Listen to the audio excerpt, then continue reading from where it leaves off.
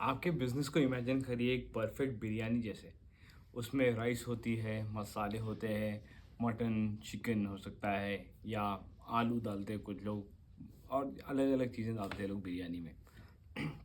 तो आपका बिज़नेस एक बिरयानी जैसा है, पर उसमें आप मसाले की जगह इमेजिन करो आप शक्कर डालते रहो ऊपर से या स्ट्रॉबेरीज़ डालते रहो बिरयानी में। आप सोचोगे यार ये बिरयानी कैसी बनेगी, आप जस्ट इमेजिन करो कि it will be so weird to have biryani with lot of sugar and strawberries in it.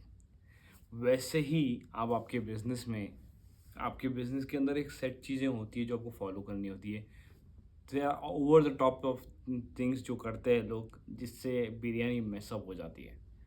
आपको वैसे नहीं करना है, आपके बिजनेस को सिंपल रखना है और उसको एक सेट प्रोसीजर होता है। हर सारे जो बिजनेस ग्रो होते हैं उनके एक स्टेप्स होते हैं, स्टेप बाय स्टेप होता है। जर्नी सबकी अलग हो सकती है लेकिन बेसिक प्रिंसिपल सबके सेम होते हैं।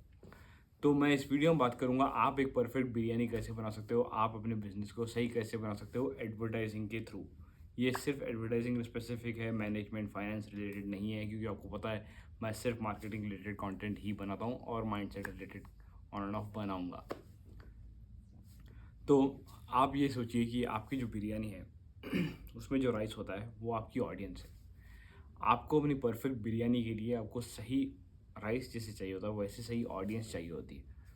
तो आप अपने प्रोडक्ट को इमेजिन करिए कि आपका प्रोडक्ट एक्स है और उसकी ऑडियंस कौन है। कभी कभी क्या होता है, बिजनेस ओनर्स अपना प्रोडक्ट आइडेंटिफाई तो कर लेते हैं पर वो इतना नीश होता है कि उसकी ऑडियंस बहुत कम होती है। इतना स्पेसिफिक होता है कि वहाँ पर शायद हो सकता है कि आपका प्रोडक्ट सक्सेसफुल ना हो पाए। अगर आपका ऑडियंस साइज बहुत कम है तो आपके प्रोडक्ट की वैल्यू ज़्यादा होनी चाहिए टू मेक मोर मनी। अगर आपको अपने बिजनेस को ग्रो करना है, या तो आपके मार्जिन हाई होने चाहिए या आपका ऑडियंस साइज बहुत ज़्यादा होना चाहिए। जो आपके कस्टमर साइज, बेसिकली आप कस्टमर ज़्यादा होना चाहिए और आपको ज़्यादा कस्टमर्स के लिए आपको एक बहुत बड़े मार्केट में होना चाहिए। आपका टोटल एड्रेसेबल मार्केट जो टैम कहते हैं वो ज़्यादा होना चाहिए। सो आइदर आपके मार्जिन्स हाई होने चाहिए या आपके कस्टमर्स ज़्यादा होने चाहिए आपके बिज़नेस को ग्रो करने के लिए। कभी कभी बिज़नेस ओनर्स क्या करते हैं, वो बहुत अच्छा प्रोडक्ट बनाते हैं बट बहुत कम ऑडियंस के लिए। वो कम ऑडियंस को भी सही प्राइसिंग अगर नहीं करेंगे तो कम ऑडियंस ही उनका प्रोडक्ट खरीदने वाली है और प्राइस जब कम रहेगा तो they will not be able to make money. अगर समझिए आप एक बहुत नीश मार्केट में जा रहे हो और आपका प्राइस बहुत कम है तो you will never be able to make money. The only way to make money in a small niche is कि आपका प्राइस ज़्यादा होना चाहिए ताकि you can make some money out of it. ये एक मिस्टेक करते हैं लोग। सेकंड, वो ऑडियंस से रिलेटेड ही बात है कि वो लोग जब टारगेट करते हैं वो समझते नहीं है कि उनका कस्टमर कौन है, कस्टमर का बिहेवियर कैसा है, कस्टमर को क्या चाहिए। आप जो प्रोडक्ट को आप जब तक अपने प्रोडक्ट के कस्टमर को नहीं समझोगे, ना आप उन्हें टारगेट कर पाओगे, ना आप उन्हें मैसेज कर पाओगे, ना आप एक सही प्राइसिंग सेट कर पाओगे। हो सकता है आपका प्रोडक्ट बहुत अच्छा बना दिया आपने पर उसकी प्राइस बहुत ज़्यादा हो गई, आपकी सर्विस बहुत अच्छी है पर उसकी आपने प्राइस बहुत ज़्यादा सेट कर दी जो आपका टारगेट कस्टमर शायद अफोर्ड नहीं कर पाएगा, या आप वही प्रोडक्ट मार्केट से बहुत ज़्यादा एक्सपेंसिव बेच रहे हो और आपके प्रोडक्ट उनके प्रोडक्ट में ज़्यादा डिफरेंस फीचर वाइज या क्वालिटी वाइज कस्टमर को दिख नहीं रहा है। तो आप जब अपने कस्टमर को समझोगे, आप उनके बेसिस पे आप प्रोडक्ट को डिज़ाइन कर सकते हो। जैसे कि अगर आप एक बहुत मासी प्रोडक्ट बना रहे हो, आप मासी प्रोडक्ट का रेट भी आपको ऐसा रखना चाहिए कि जो मासेस खरीद सके। अगर आप मासी प्रोडक्ट बना रहे हो और आप समझ रहे हो सब खरीदेंगे बहुत प्रीमियम रेट पे, आप एक नॉर्मल सिटीजन जो ज़्यादा एक्सपेंसिव प्रोडक्ट नहीं खरीदता है उनके लिए आप एक एक्सपेंसिव प्रोडक्ट बना के बेचोगे, आप बोलोगे यार सब खरीदेंगे, तो वैसे नहीं चलता है। तो आप जब कस्टमर को समझोगे आप उसके अकॉर्डिंग अपनी प्राइसिंग रख सकते हो, उसके अकॉर्डिंग अपना कम्युनिकेशन रख सकते हो और उसके अकॉर्डिंग हम उन्हें टारगेट कर सकते हो। तो ये सारी बात हो रही है ऑडियंस की, क्योंकि ये सबसे क्रूशियल पॉइंट होता है। आप जब अपना प्रोडक्ट एक पर्टिकुलर कस्टमर को बेचोगे, आप बोलोगे यार ये कस्टमर एक्स है, इसकी लाइफ ऐसी चलती है, इसे ये प्रोडक्ट ये प्राइस में अगर मैं दूंगा तो वो लेगा और मैं इसे क्या कहूँगा तो वो प्रोडक्ट खरीदेगा। अगर आप ये फिगर आउट कर लोगे तो आपने 40 to 50% अपनी जंग जीत ली कस्टमर एक्वायर करने की, क्योंकि आपने कस्टमर को समझ लिया। अगर आपने उसके लिए मैसेजिंग भी करेक्ट कर ली तो 50 क्या 60 70% भी आपने क्रैक कर लिया है कस्टमर को अपना बनाने के लिए, अपना अब ऑडियंस को अपना कस्टमर बनाने के लिए। तो ऑडियंस आपको समझना बहुत ज़्यादा ज़रूरी होता है, जो आपकी बेस होती है बिरयानी के अंदर, जो लोग आपसे ख़रीदेंगे। अगर आपको नहीं पता है कि आपका बायर कौन है, वेगली नहीं बोल रहा हूँ, बहुत क्लियरली, जो बड़े कंपनीज होते हैं उनका कस्टमर एवाटार होता है। कस्टमर एवाटार के ऊपर मैंने वीडियो बनाया है और मैं डिटेल में वीडियोस फ्यूचर में बनाऊंगा। कस्टमर एवाटार के बारे में आप देखना कि कस्टमर एवाटार जब बड़े कंपनीज बनाते हैं वो कहते हैं कि यार मेरी कंपनी के लिए टारगेट ऑडियंस ये एज से लेके ये एज तक है, उनका बिहेवियर ये है। आप शार्क टैंक में देख लोगे, वो कहेंगे यार मैं जेंजी वाला ब्रांड है, ये जेंजी को टारगेट कर रहे हैं, यानी वो उससे पहले के मिलेनियल्स उनके टारगेट नहीं है, और कोई भी पुराने जो भी जनरेशन्स है वो उनके टारगेट नहीं है, वो सिर्फ जेंजी को कैप्चर कर रहे हैं। तो वैसे ही मैं ये नहीं बोल रहा हूँ कि आप जेंजी को कैप्चर करो, आप जो भी प्रोडक्ट या सर्विस हो सकती है, प्रोफेशनल हो सकती है, पर्सनल लेवल पे हो सकती है, हेल्थ रिलेटेड हो सकती है, माइंड से रिलेटेड हो सकती है, या कोई प्रोडक्ट्स हो सकते हैं, उसके लिए आप कस्टमर एवटार बनाओ। उससे आप टारगेटिंग कर पाओगे, आप उनसे सही मैसेजिंग कर पाओगे, सही प्राइसिंग सेट कर पाओगे। ये सबसे अहम स्टेप है, आपकी ऑडियंस को जानना।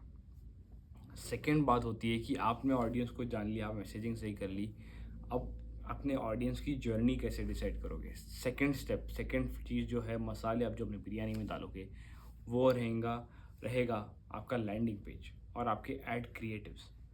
आपने सारी चीज़ें समझ ली कस्टमर के बारे में, आप उनको क्या दिखाओगे, क्या लेके जाओगे, किस जर्नी पे लेके जाओगे।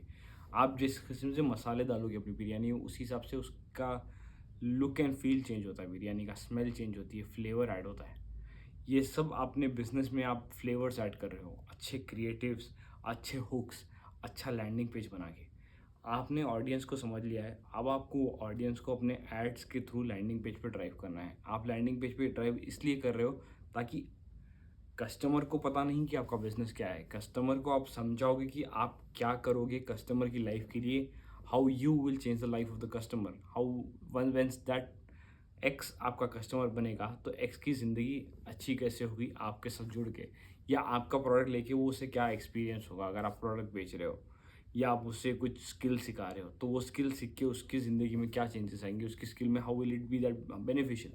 अगर आप कोई कॉलेज ज्वाइन करते हो या आपने किसी लगा लो कि आप पेरेंट हो और अपने बच्चे को स्कूल में डालते हो, तो आप ये नहीं सोचते हो कि यार मैं सिर्फ स्कूल में डालना है, मैंने प्रोग्राम्ड हूँ कि मैं स्कूल में डालूंगा, स्कूल में डाल के इसका ये होगा। आप ये सोचोगे कि यार मैं स्कूल में क्यों डाल रहा हूँ। आप ये देखोगे कि मैं अच्छे स्कूल में अपने बेटे को कैसे डालूँ या अपनी बेटी को कैसे डालूँ, ताकि वो अच्छे स्कूल में जाएगा तो उसे अच्छी एजुकेशन मिलेगी। उससे एजुकेशन से क्या होगा, एजुकेशन से वो अच्छी जॉब कर पाएगा, अच्छे स्किल सीखेगा। तो शायद हो सकता है यार ये पर्टिकुलर स्कूल में स्पोर्ट्स में ज़्यादा ध्यान दिया जाता है, हो सकता है वो स्पोर्ट्स खेल के एक एथलीट बन जाए। यहाँ एजुकेशन अच्छी होती है, यहाँ से वो नेक्स्ट अगर कोई कॉलेज के लिए जाएगा या कोई एंट्रेंस एग्ज़ाम लिखेगा, उसे वो ऑलरेडी प्रिपेयर्ड रहेगा ताकि इवेंचुअली उसे अच्छी जॉब मिले या अच्छा बिजनेस कर सके, अच्छा एथलीट बने। आप ये सारी चीज़ें एक बहुत लॉन्ग टर्म पिक्चर सोचते हो, आप खुद जब डिसीजन लेते हो आप ये सब चीज़ें सोचते हो, पर जब एज अ बिजनेस ओनर ये सारी चीज़ें आप अवॉइड करते हो सोचना। आप इतना सारा डिटेल में सोचते नहीं हो कि यार कस्टमर जब आपके प्रोडक्ट से इंटरेक्ट करेगा वो क्या क्या सोच रहा है, वो फ्यूचर कैसे सोच रहा है कि यार मैं ये प्रोडक्ट लूँगा तो ये मुझे बेनिफिशियल कैसे होगा, शॉर्ट टर्म या लॉन्ग टर्म। आपको ये सब उसे कन्वे करना है अपने ऐड से ज़्यादा लैंडिंग पेज पे। ऐड क्रिएटिव का मकसद होता है कि ट्रैफिक को एंगेज करे लैंडिंग पे चेकआउट करने के लिए, और जब वो लैंडिंग पेज पे जाते हैं आपको समझाना है कस्टमर को इंटरेस्टिंग तरीके से और बहुत क्लियर अल्फाजों में कि यार ये आप प्रोडक्ट लोगे तो how will it help your life, how will it change your life, how will it solve the problem जिसका सोल्यूशन आप काफ़ी टाइम से ढूंढ रहे हो। वो आपको कन्वे करना है आपके लैंडिंग पेज के थ्रू। नेक्स्ट स्टेप ये होता है, नेक्स्ट दो स्टेप्स होते हैं बेसिकली, मैं बहुत कट शॉर्ट रख रहा हूँ। एक होता है फॉलोअप, एक होता है call to action. Call to action पहले आता है क्योंकि कॉल टू एक्शन आप उसके अपने लैंडिंग पेज पे रखते हो। आप जब अपना लैंडिंग पेज बनाओगे तो उसके अंदर आपको क्लियर कॉल टू एक्शन रखना पड़ेगा कि यार नेक्स्ट स्टेप क्या है। काफ़ी लोग अच्छा लैंडिंग पेज बना लेते हैं पर क्लियर कॉल टू एक्शन नहीं रखते, क्लियर डिटेल्स नहीं लिखते हैं, या कॉल टू एक्शन सही रखते हैं, उसके बाद क्लैरिटी नहीं रहते। आपको क्लियर जर्नी बतानी होती है कस्टमर को। आप किसी को समझो, आप किसी को रास्ता बता रहे हो, आप उसे क्लियरली समझाते हो। अगर समझो आपके घर पे स्विगी आ रहा है, तो आप उसे बोलते हो यार यहाँ से ये एक दुकान है, दुकान से राइट लेना या लेफ़्ट लेना, आप मेरे घर तक पहुँच जाओगे। उसी तरीके से आपको अपने कस्टमर को अपने बिजनेस में गाइड करना है कि ऐड से वो लैंडिंग पेज पे आया, लैंडिंग पेज के बाद नेक्स्ट स्टेप क्या है, अब नेक्स्ट स्टेप क्या है, उसके बाद क्या रहेगा, वेबिनार में क्या करना है, वेबिनार में क्या होगा, वेबिनार के बाद क्या है, वेबिनार के एंड में आप जब सेल्स पिच दोगे वहाँ पर उसके एंड में क्या है, या वो आपके प्रोडक्ट पेज पे आ रहा है तो वो परचेस आसान उसके लिए कैसे बना सकते हो, how do you make it simple. वो प्रोडक्ट देखेगा, प्रोडक्ट के बारे में जानेगा और उसका नेक्स्ट स्टेप ये करेगा, बाय बटन पर क्लिक करेगा, कोई ऑफर रहेगा आप दिखाओगे। आपको बेसिकली कस्टमर को क्लियरली समझाना है, नेक्स्ट क्लियरली लेके जाना है नेक्स्ट जर्नी पे। उसे कहते हैं कॉल टू एक्शन। या हो सकता है बाय नाउ या रजिस्टर वेबिनार, जो भी होता है बहुत क्लियरली होना चाहिए ताकि कस्टमर समझ पाए कि यार ये मेरे लिए नेक्स्ट स्टेप है, ये बटन मुझे क्लिक करना है, यहाँ से ये होगा, इस डेट को मेरा वेबिनार है और मैं इस डेट को मैं अपना वेबिनार अटेंड कर लूँगा। तो वैसे ही आप जितना सिंपल रखोगे प्रोसेस को, उतनी ज़्यादा लोग आपके बिजनेस का इंटरेक्ट करेंगे। कॉल टू एक्शन बहुत इंपॉर्टेंट होता है। मल्टीपल कॉल टू एक्शंस रखने हैं आपको लैंडिंग पेज पे, अगर आपका लैंडिंग पेज बहुत बड़ा है तो। अगर आप छोटा लैंडिंग पेज बनाते हो, जो मैं एडवाइस नहीं करता हूँ, पर फिर भी उसमें 1 से 2 अगर आप फिट कर, एक तो मिनिमम है, 2 या उससे ज़्यादा भी रख सकते हो, या नीचे बैनर्स रख सकते हो कॉल टू एक्शन वाले, जिससे वो कभी भी वो जब पेज पढ़ के सेटिस्फाई हो जाएगा, यार मुझे ये चीज़ I have to take this forward, वो क्लिक करके नेक्स्ट स्टेप लेगा। कॉल टू एक्शंस कभी मिस नहीं करना, ज़्यादा से ज़्यादा रखो, अलग अलग जगहों पे रखना कॉल टू एक्शन अपने लैंडिंग पेज पे, ताकि कस्टमर जहाँ भी हो वहाँ से वो क्लिक करके नेक्स्ट स्टेप पे जा सके, रादर देन उसे ढूंढना ना पड़े कि यार कॉल टू एक्शन क्या है, नेक्स्ट स्टेप क्या करूँ। जब कस्टमर कंफ्यूज होता है वो डिसीजन नहीं लेता है। कॉल टू एक्शन आपने सिंपल कर दिया। और लास्ट स्टेप होता है फॉलो अप। फॉलो अप एक होता है कि कस्टमर ने आपसे इंटरेस्ट दिखाया, आपने उसे फॉलो अप करना है। एक चीज़ ये हो सकती है कस्टमर आपके साथ रजिस्टर हो चुका है, आपके वेबिनार में हो रहा होगा, या अगर एक सर्विस या एक कोचिंग बिजनेस का एग्जांपल लेके बता रहा हूँ, समझो किसी ने आपके वेबिनार के लिए रजिस्टर कर दिया है, वहाँ से आप उससे कितना कम्युनिकेट करते हो वेबिनार तक, उतना टाइम आपको कस्टमर को टच करते रहना है और उसे बताते रहना है, याद दिलाते रहना है कि यार वेबिनार आ रहा है, और आपको बताते रहना है, आपको रीअश्योर करना है कस्टमर को कि उसने जो डिसीजन लिया है सही लिया है और उसकी ज़िंदगी कैसे बदलने वाली है।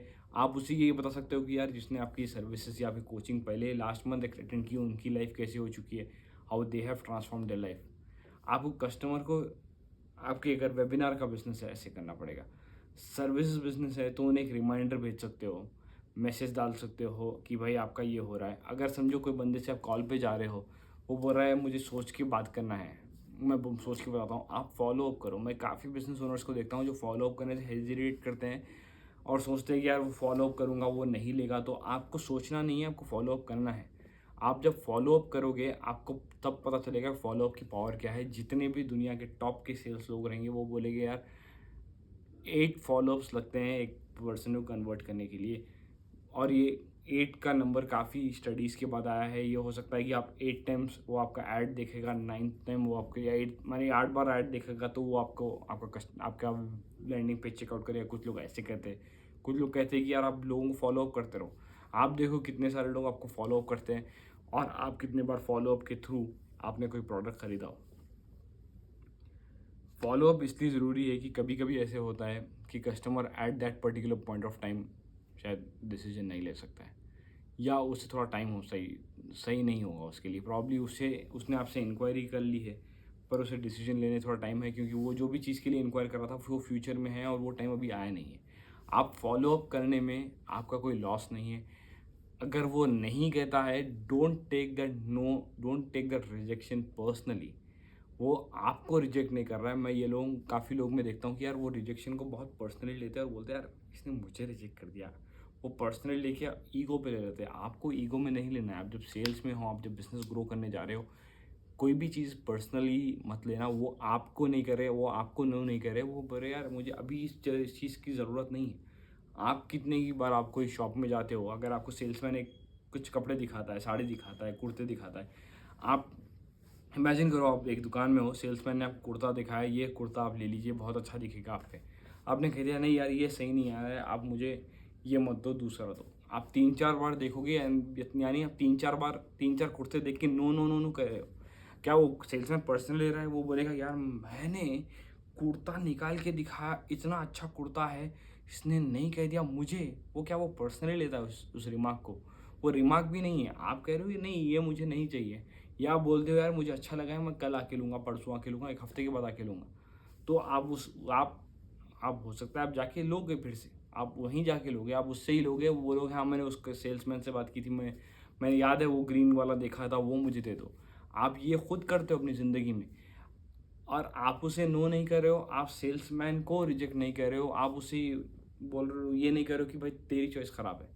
आप ये करो कि यार मुझे अभी नहीं चाहिए। आप अपने बिजनेस में भी जो आप चीज़ें पर्सनल लाइफ में एक्सपीरियंस करते हो एज अ कस्टमर, और आप देखो आप कस्टमर की तरह कैसे मूव करते हो। आप बिजनेस ओनर में जब होगे तो आप सामने वाले का पर्सपेक्टिव समझ पाओगे, जब आप ऐसे सोचोगे कि यार अगर आपको शॉप में जा रहे हो, आप कुछ नहीं कह रहे हो, तो आप सेल्समैन को नहीं कह रहे हो, आप कुर्ते को नहीं कह रहे हो कि यार ये मुझे अभी कुर्ता नहीं चाहिए, या कुर्ते में मुझे फिटिंग ऐसी चाहिए।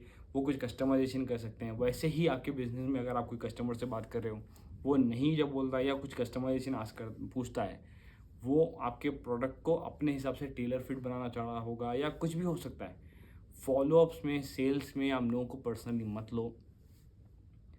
अगर आप लोगे तो you will never be able to get good sales, you will never be able to get good sales. Promotions या आपके मार्केटिंग कैंपेन कैसे चलेंगे, वो उतने नहीं चलेंगे if you take things so personally. This is pretty much it. See you guys in the next one. Let me know if you have any more content ideas that you want me to make videos on. Thank you very much.